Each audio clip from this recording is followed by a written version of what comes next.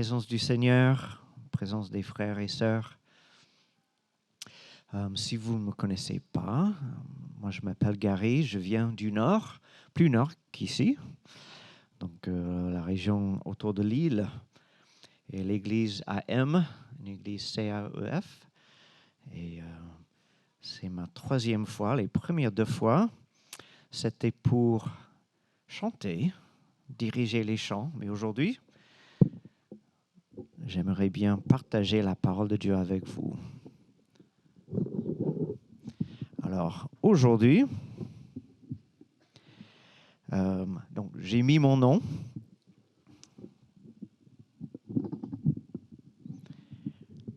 Dans le planning. Et aujourd'hui, si je ne me trompe pas, c'est la dernière fois, dernier message sur 5 messages autour des psaumes. Et bon, j'ai mis mon nom. Je dis, ce serait un honneur de partager la parole de Dieu. Et plus tard, j'ai regardé le sujet qui était mis à côté. Ce sont les psaumes d'imprécation. Qui sait ce que ça veut dire le mot imprécation? C'est le jugement, condamnation, et même de prononcer une malédiction contre quelqu'un. C'est sympa, non? On va voir pourquoi il y a des psaumes d'imprécation dans la Bible, dans la parole de Dieu aujourd'hui. Vous pouvez mettre déjà le premier diapo. Qui connaît ce tableau? Qui a déjà vu? L'artiste même? Vous devinez? C'est Michel-Ange. Et le titre du tableau? Ça semble à quoi? Bon, on ne sait presque jamais, il faut regarder bien. Dites-moi. C'est le dernier jugement de Michel-Ange. Alors pourquoi le jugement est présent dans les psaumes ou même dans la Bible? Est-ce qu'il faut parler du jugement? Si vous voulez connaître Dieu, si vous voulez connaître son plan pour l'humanité, on peut parler toujours du ciel et la grâce et la joie, mais de l'autre côté, il faut parler du jugement. Quand nous grandissons, nos parents, nos grands-parents, les enseignants à l'école, les enseignants à l'école du dimanche, ils enseignent quoi? La gentillesse, l'amour. Il ne faut pas dire ça, il faut être gentil. Je n'étais jamais dans une classe de l'école du dimanche où ils disent on va commencer à prononcer les malédictions contre l'autre personne. Waouh! Toujours l'amour. La question pour nous aujourd'hui, c'est quel est mon rôle? Quelle est l'application alors pour moi quand on apprend des mots de jugement? On va regarder quelques textes bibliques, les 3. On va regarder 3 psaumes et on va regarder d'autres versets. Le psaume numéro 5. On va regarder 9 sur les 13 versets du psaume. On commence par le verset 3. « Sois attentif à mes cris, mon roi et mon Dieu. » Et je vous invite juste à regarder, de lire tout avec moi, mais de regarder bien, notez bien ce qui est souligné. On va regarder un peu plus tard ce qui est souligné. Alors, je recommence. « Sois attentif à mes cris, mon roi et mon Dieu. C'est à toi que j'adresse ma prière. Éternel, le matin, tu entends ma voix. Le matin, je me tourne vers toi et j'attends. Car tu n'es pas un Dieu qui prenne plaisir à la méchanceté. Le mal n'a pas sa place auprès de toi. Les vantards ne peuvent résister devant ton regard. Tu détestes tous ceux qui commettent l'injustice. Tu fais disparaître les menteurs. L'Éternel a horreur des assassins et des trompeurs.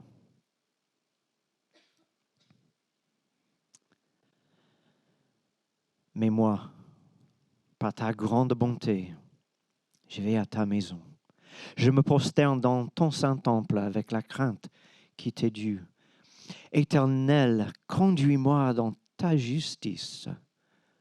À cause de mes adversaires, aplanis ta voix devant moi, car il n'y a pas de sincérité dans leur bouche.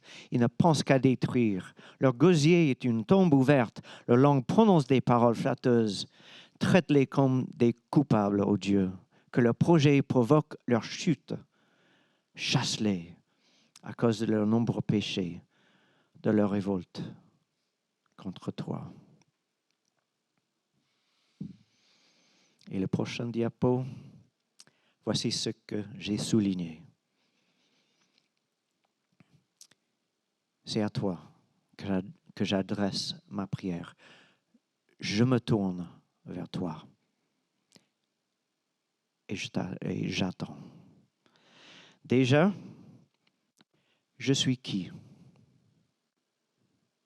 Donc, David écrit de ses propres pensées, ce qu'il pense à lui-même. Qui suis-je en fait? C'est quelqu'un qui prie. Je suis quelqu'un qui tourne vers Dieu. C'est quelqu'un qui Dieu ne fait pas. J'attends. Ces trois choses sont importantes pour nous quand on parle de la méchanceté. Et les prochains parlent de Dieu. Qui est Dieu? Tu n'es pas un Dieu qui prenne plaisir à la méchanceté. Le mal n'a pas sa place auprès de toi. Tu détestes tous ceux qui commettent l'injustice. L'Éternel a horreur des assassins et des trompeurs.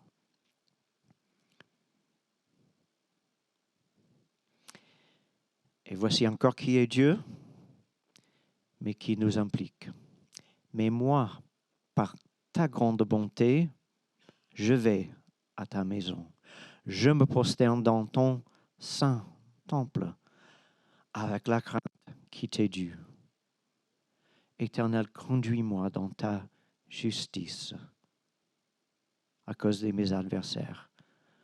Aplanis ta voix devant moi et regardez bien qui est Dieu et qui suis-je encore, les deux ensemble. Quand nous disons ta voix sera ma voix. Quand on dit je vais à ta maison, pas seulement pour vider mon sac, pour dire ce que je pense, mais de t'adorer, de me mettre devant toi. Seigneur, qu'est-ce que tu as dans cette situation difficile? Qu'est-ce que tu as pour moi? Montre-moi ta voix. Montre-moi ce que tu as pour moi.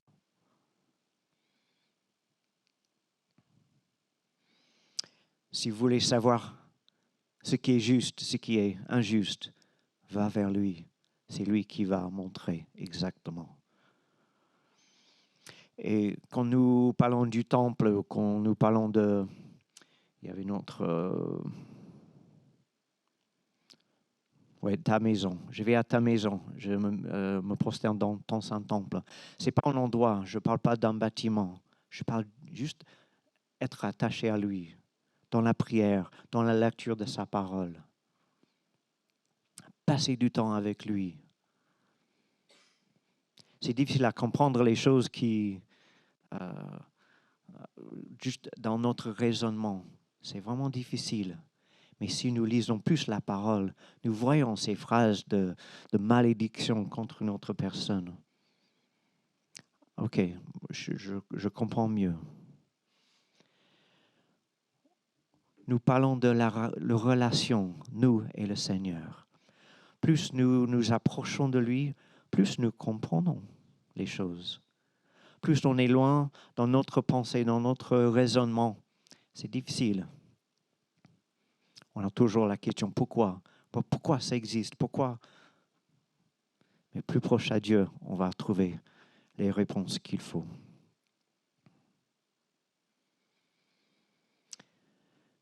On voit les versets 10 et 11.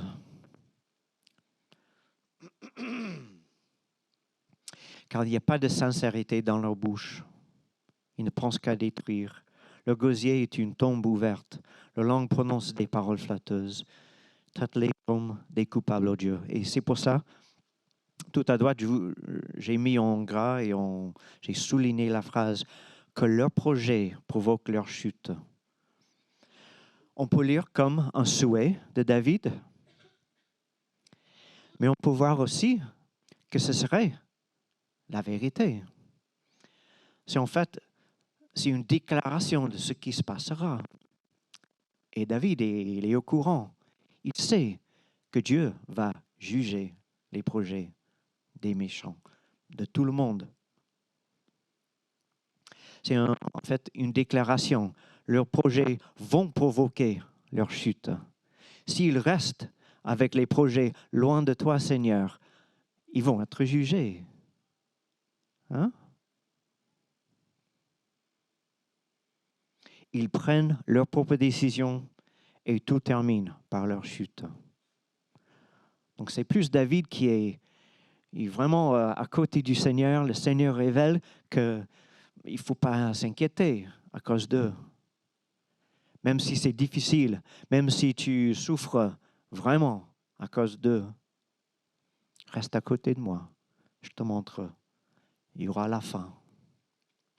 Et en fait, j'ai mis tout en bas un petit passage qui est en Luc chapitre 9. Est-ce que vous vous souvenez du passage quand Jacques et Jean sont avec Jésus? Ils sont dans les villes samaritaines, en route de Jérusalem. Et comme les Samaritains savent, si quelqu'un est en route de Jérusalem, ils sont des mauvaises personnes. Les Juifs, il faut avoir rien à faire avec eux. Et les Juifs, pourquoi vous êtes dans notre pays, etc., etc. Et les Samaritains n'accueillaient pas Jésus et les disciples. Et que font les braves Jacques et Jean? Ils disent, Seigneur, on va ordonner du feu de descendre du ciel pour les consumer. Ce serait bien, non? Jésus dit, les petits. Il leur a fait des reproches. Ce n'est pas comme ça qu'on va agir. Ce n'est pas à vous de juger, de punir.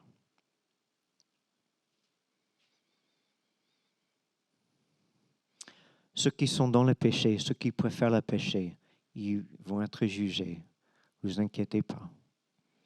Aujourd'hui, comme Jésus est en train de dire, c'est le temps de grâce qui commence. Ils existent, les méchants, mais nous existons aussi, les gens qui pardonnent. Ce n'est pas comme Jacques et Jean en Luc chapitre 9 qu'il faut agir. Le prochain, on revient vers un deuxième psaume. Qui aime bien le psaume 139? Qui connaît le psaume 139? Il faut connaître ce psaume. C'est vraiment super. On va lire, on va régaler, on va connaître Dieu par ce psaume. Éternel, c'est encore un psaume de David. Éternel, tu m'examines et tu me connais. Tu sais quand je m'assieds et quand je me lève. Tu discernes de loin ma pensée. Tu sais quand je marche et quand je me couche, et toutes mes voies te sont familières. La parole n'est pas encore sur ma langue que déjà, Éternel, tu la connais entièrement. Tu m'entoures par derrière et par devant, et tu mets ta main sur moi. C'est chouette. Il est grand, notre Seigneur. Les prochains versets. Une telle connaissance est trop extraordinaire pour moi. Elle est trop élevée pour que je puisse l'atteindre. Où pourrais-je aller loin de ton esprit? Où pourrais-je fuir loin de ta présence? Si je monte au ciel, tu es là. Si je me couche au séjour des morts, te voilà. Si je prends les ailes de l'aurore pour habiter à l'extrémité de la mer, là aussi ta main me conduira, ta main droite m'empoignera.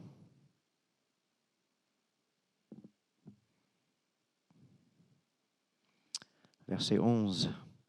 Si je me dis, au moins les ténèbres me couvriront, la nuit devient lumière autour de moi. Même les ténèbres ne sont pas obscures pour toi. La nuit brille comme le jour et les ténèbres comme la lumière. C'est toi qui as formé mes reins, qui m'as tissé dans le ventre de ma mère. Je te loue de ce que je suis une créature si merveilleuse. Tes œuvres sont admirables et je le reconnais bien. Tout va bien jusqu'à maintenant? Qui sait ce qui suit? Les prochains versets? Ah, ça continue, pardon. Mon corps n'était pas caché devant toi lorsque j'étais fait dans le secret, tissé dans les profondeurs de la terre. Je n'étais encore qu'une masse informe, mais tes yeux me voyaient. Et sur ton livre étaient inscrits tous les jours qui m'étaient destinés avant qu'un seul d'entre eux n'existe. Que tes pensées, ô Dieu, me semblent impénétrables, que leur nombre est grand. Comment les compter? Elles sont plus nombreuses que les grains de sable.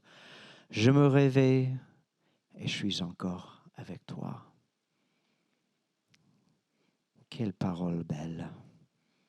Alors, maintenant les prochains. Ô Dieu, si seulement tu faisais mourir le méchant. Hommes sanguinaires, éloignez-vous de moi. Ils parlent de toi pour appuyer leurs projets criminels. Ils utilisent ton nom pour mentir, eux, tes ennemis. Éternel, comment pourrais-je ne pas détester ceux qui te détestent, ne pas éprouver du dégoût pour ceux qui te combattent? Je les déteste de façon absolue. Ils sont pour moi des ennemis. Ça change. Ça change. Est-ce qu'on peut réconcilier les deux pensées? Bon, pour moi, David fait dans les derniers 2 versets. Examine-moi, ô Dieu, et connais mon cœur. Mets-moi à l'épreuve et connais mes pensées. Regarde, si je suis sur une mauvaise voie, et conduis-moi sur la voie de l'éternité. Si je suis mauvais en voulant la destruction des méchants, Seigneur, corrige-moi. Mais c'est ce que tu veux, Seigneur, aussi, non? Tu veux aussi détester, détruire, enlever les méchants, non? Si ce n'est pas vrai, montre-moi. Mais je crois que c'est le cas, donc je les déteste, moi aussi. Est-ce que vous voyez un peu? Je vois très bien dans ce psaume parce que c'est vraiment, on est dans les merveilles et on revient dans la réalité. Et après, on revient à Dieu. Les deux choses, j'ai mal à gérer les deux. Mais aide-moi, Seigneur.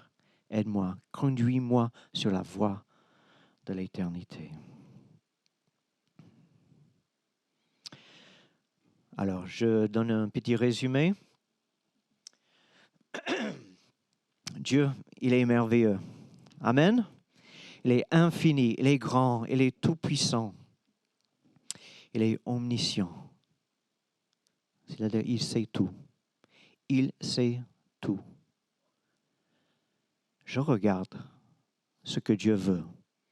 J'apprends à désirer les mêmes choses que lui. Parfois le jugement. Ça fait partie de son plan. Pas comme Jacques et Jean, maintenant, comme moi je veux. Quand il veut, il va gérer ça. Et je demande sans cesse à Dieu de me corriger et de me mettre ou remettre sur la bonne voie. Je ne comprends pas tout. j'ai au bout du rouleau. J'ai plus de patience. Seigneur, aide-moi, aide-moi.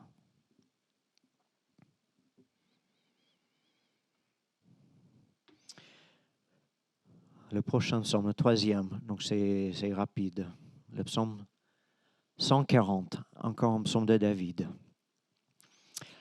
Éternel, délivre-moi des hommes méchants.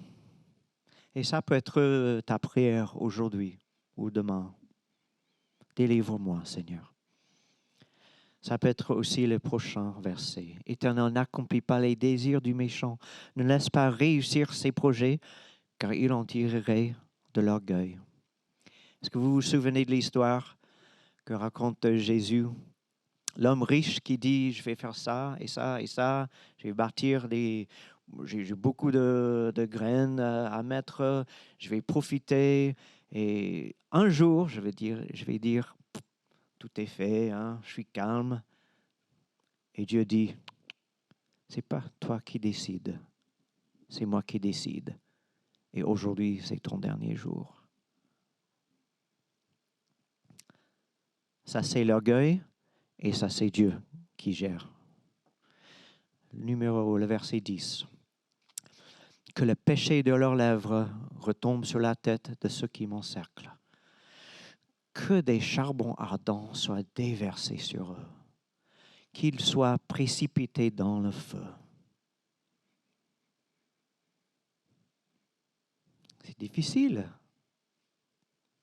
Il ne parle pas de foyer évangélique universitaire. Vous comprenez bien. Un vrai feu. Mais quel est le jugement de Dieu pour les gens qui ne le connaissent pas, qui sont dans la rébellion? C'est le feu qui attend. Seigneur, fais comme tu promets. Seigneur, je suis prêt pour la fin. Je suis prêt pour le dernier jugement. Je suis prêt pour que toi sois glorifié.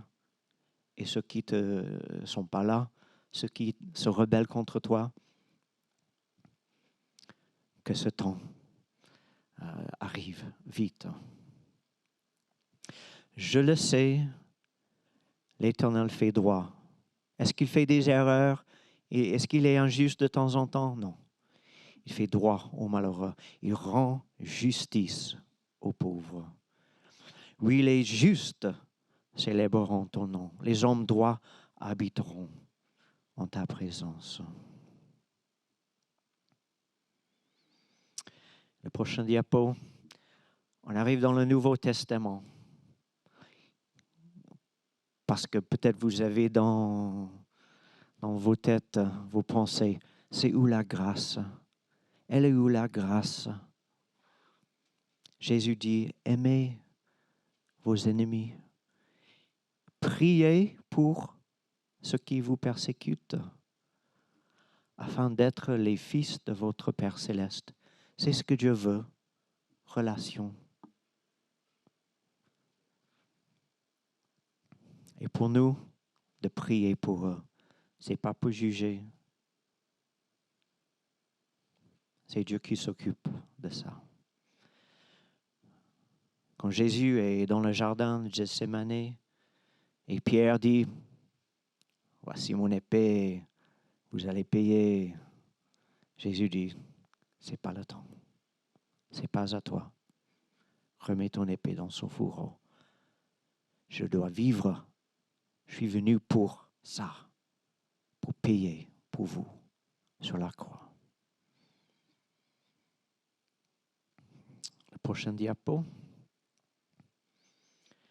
On lit bien en Éphésiens, encore c'est pas homme contre homme maintenant. Ce n'est pas contre l'homme que nous avons à lutter, mais contre les puissances, contre les autorités, contre les souverains de ce monde des ténèbres, contre les esprits du mal. Et quand nous prions pour les gens qui font mal, pour les méchants, pour les hommes sanguinaires, etc.,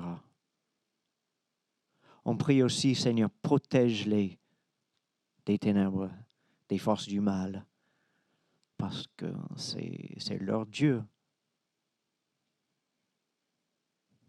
On prie contre les souverains de ce monde de ténèbres. Et il ne faut jamais oublier ce qui est écrit en 2 Pierre, chapitre 3. Voici la volonté de Dieu, voulant qu'aucun ne périsse, mais que tous parviennent à la repentance. Dieu désire la relation avec tout le monde. Il ne regarde pas les méchants comme je vais punir tout le monde. Voici le jugement pour eux maintenant. Mais l'invitation est toujours là. Je ne sais pas, peut-être il y a quelqu'un ici aujourd'hui qui ne connaît pas, qui n'a pas cette relation, qui ne connaît pas Dieu personnellement. Aujourd'hui, l'invitation est là pour toi. Peut-être pensez-vous à quelqu'un qui t'embête. L'invitation est pour cette personne aussi. Cette personne qui te fait mal. Les gens qui font de n'importe quoi, qui croient de n'importe quoi. Dieu est là pour eux. Il attend tout le monde. Ça, c'est le cœur de Dieu.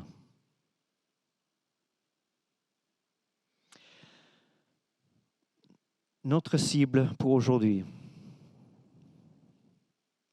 et pour tous les jours se trouve dans le verset que je viens de lire. Le cœur de Dieu, c'est pour sauver et non pour condamner. Et voici, je termine avec 2 versets très connus en Jean chapitre 3. Tu connais le premier, mais il faut se souvenir du deuxième. En effet, Dieu a tant aimé le monde qu'il a donné son Fils unique afin que quiconque croit en lui ne périsse pas, mais ait la vie éternelle. Dieu, en effet, n'a pas envoyé son Fils dans le monde pour juger le monde, mais pour que le monde soit sauvé par lui. Un jour, il y aura le dernier jugement. Ça, c'est dans la Bible, ça, c'est la vérité. Un jour. Mais aujourd'hui, c'est le jour de salut. Allons dans ce monde avec cette pensée, pas pour juger, punir, condamner, mais pour aimer et parler de Dieu pour qu'il soit sauvé. Prions. Seigneur, nous voulons être avec toi. Nous voulons connaître tes pensées. Seigneur, nous prions comme David. Tes pensées sont impénétrables. Comment te connaître? Tu es si grand, omniscient, tout-puissant. Mais tu es venu vers nous pour nous sauver. Nous te remercions. Et dans cette relation, nous te cherchons. Nous voulons être sur la voie qui mène vers toi. Même dans les situations difficiles, on veut que ces situations s'arrêtent. Donne-nous la patience, la persévérance pour continuer. Donne-nous ton amour pour que nous aussi nous puissions aimer ces gens. Merci pour Jésus, merci pour le salut. Que le salut soit dans notre cœur, prêt à partager avec les autres dans ce monde. Amen.